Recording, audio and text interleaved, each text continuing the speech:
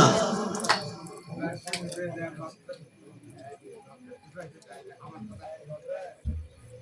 কই দিদি ঘুম আসছে নাকি? পরিশ্রম বেশি হয়ে গেছে, আসলে দেহটার ক্লান্তি আছে। এই জন্য এই যে বাতাস 21,600 বার আসা যাওয়া করতেছে মানুষের দেহের ভিতরে। এই নাভিতে পরমাত্মা এই দুই নাসিকার ছিদ্র দিয়ে রন্ধ্র মানে ছিদ্র, গবাক্ষর মানে ছিদ্র, আসা যাওয়া করতেছে, পরমাত্মার সাথে যোগ হচ্ছে। তাহলে পরমাত্মার খাদ্য কি? বাতাস। এই যে দেখেন, যাক খায় কোনো মল তৈরি হয় না, মানুষ খায় তার পায়খানা আছে। ভগবানও এত সেবা দিচ্ছে, ভগবানের কিন্তু ল্যাট্রিন বাথরুম একটাও নাই, কারণ ভগবান এগুলো খায় না। যে খাদ্য খাইলে মল তৈরি হয় ভগবান সেগুলো খায় না। তাহলে ভগবানের খাদ্যটা কি নির্মল খাদ্য? যে খাদ্য খাইলে মল তৈরি হয় না তারই নাম হচ্ছে নির্মল খাদ্য। তাহলে ভগবান কি খাচ্ছে? এই যে বাতাস দেখেন 21,600 বার আসা যাওয়া করতেছে আপনার মধ্যে, যা খাইলে তার মল তৈরি হয় না। আপনি আমি যা খাচ্ছি, মাছ মাংস পেঁয়াজ রসুন, এগুলো খায় মল তৈরি হয়। এই জন্য আমাদের ল্যাট্রিনের প্রয়োজন, ঠিক কিনা?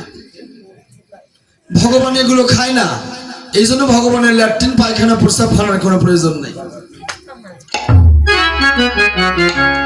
তাহলে ভগবানের খাদ্যটা কি? এই নির্মল খাদ্য।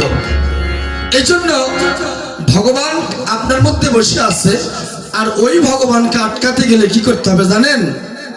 এই যে 21,600 বার আসা যাওয়া করতেছে, এখানে তাকে ধরা লাগবে, এখানে সাধনা করতে হবে। এই দমের ঘর যদি আপনি ঠিক করতে পারেন, এখানে যদি ব্যারিকেড দিতে পারেন,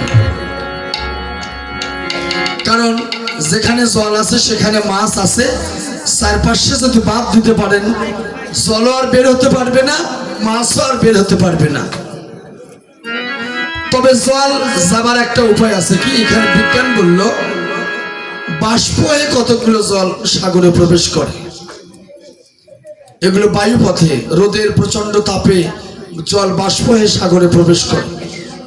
আবার কতগুলো জল নদীতে বাস করে, এই জলগুলো গড়ে গড়ে গড়ে গড়ে সাগরে যায়। যেগুলো পুকুরের জল, এরাও তো সাগরে যাবে। এরা কিভাবে যাবে? এরা বাষ্প হয়ে চলে যাবে। এজন্য সব জলের শেষ আশ্রয়, অন্তিম আশ্রয় গভীর সমুদ্র। প্রত্যেকটি জীবের অন্তিম আশ্রয়, শেষ আশ্রয় গোবিন্দের যুগল চরণ। প্রত্যেকটি জীবের শেষ আশ্রয়, অন্তিম আশ্রয় ভগবানের যুগল চরণ। এই জন্য ভগবানকে পেতে হলে একটা মাধ্যম লাগবে, আর এই মাধ্যমটাই হচ্ছে গুরু। হিন্দু, মুসলমান, বৌদ্ধ, খ্রিস্টান, ইহুদি, নাসারা, যে বর্ণে আপনি যান, প্রত্যেকটা মানুষের গুরুর প্রয়োজন আছে। ঈশ্বর নিরাকার বস্তু। লালন গান গাইলেন, দোসর তার নাইরের সঙ্গে ফিরে সে একা একা। এই যে একাই ফিরতেছে, এই যে আসা যাওয়া করতেছে। এই জন্য এখানে যদি ধরতে পারেন, ধরে কি করতে হবে? আপনার ভিতরে যে 9টা দরজা আছে এই দেহে, এই 9টা দরজা বন্ধ করতে হবে। এই 9টা দরজা বন্ধ করলে সে আর বের হতে পারতেছে না। আর যখনই দরজা খোলা থাকবে সে বের হবে। এই জন্য আপনার ভিতরে যে মানুষটা বসে আছে, আপনার দেহের জানালা দরজা সব বন্ধ করে দেন, আর বের হতে পারবে না। এই জন্য পরমাত্মাকে ধরার একটাই কৌশল, এই যে হাওয়ার ঘর, এই হাওয়াকে আগে ঠিক করেন। এই হাওয়া যতক্ষণ আছে ততক্ষণ ভগবান আপনার মধ্যে আছে। হাওয়া নাই, ভগবানও নাই। এখনই অক্সিজেন বন্ধ হয়ে যাক, পরমাত্মা আপনার মধ্যে আর থাকবে না। কি দিদি থাকবে? আর থাকবে না। তিনি আছে কিভাবে? এই যে বাতাস যতক্ষণ আছে ততক্ষণ তিনি আছে, কারণ তার খাদ্যটাই হচ্ছে বাতাস। আর আমার দেহের খাদ্য কি? ভূতাত্মা জীবাত্মার খাদ্য কি? জল, ভাত তরকারি, মাছ মাংস, তরি তরকারি, সবজি, লাবড়া ঘাটি, এগুলো হচ্ছে জীবাত্মা ভূতাত্মার খাদ্য।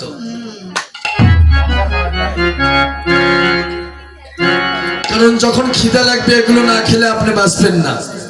শরীর থরথর করে কাঁপতেছে, আরে একটু খেতে দাও, আমাকে একটু খাওয়া লাগবে, খিদা লাগছে। কারণ খেতে হবে, এই দেহটা রাখতে গেলে আপনাকে খেতে হবে। আর পরমাত্মা এগুলো কিচ্ছু খায় না, পরমাত্মা খায় হলো বাতাস। এই জন্য আপনাদের যে গুরু, এই যে গোসাই বাবা, ইনি কিন্তু যোগমার্গের সাধক ছিল। ইনি কিন্তু বাতাস কন্ট্রোল করেছে সব সময়। আমার গুরুর গুরু ছিল পরম্পরা গৌরহরি দাস গোস্বামী প্রভুপাদ। এখন উনি ভারত বর্তমানে ওনার সমাধি।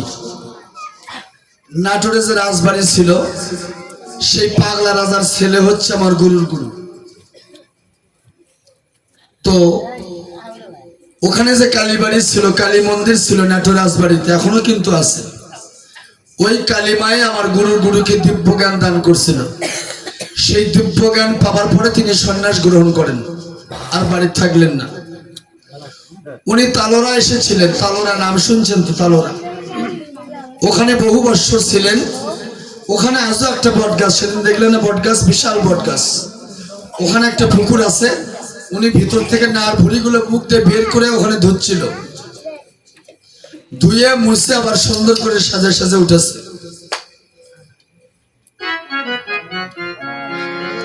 ওখান থেকে উনি চলে গেল বর্ধমানে। দেখেন, রাজার ছেলে রাজাই হয়, এত ছোট মানুষ অত বড় হতে পারে না।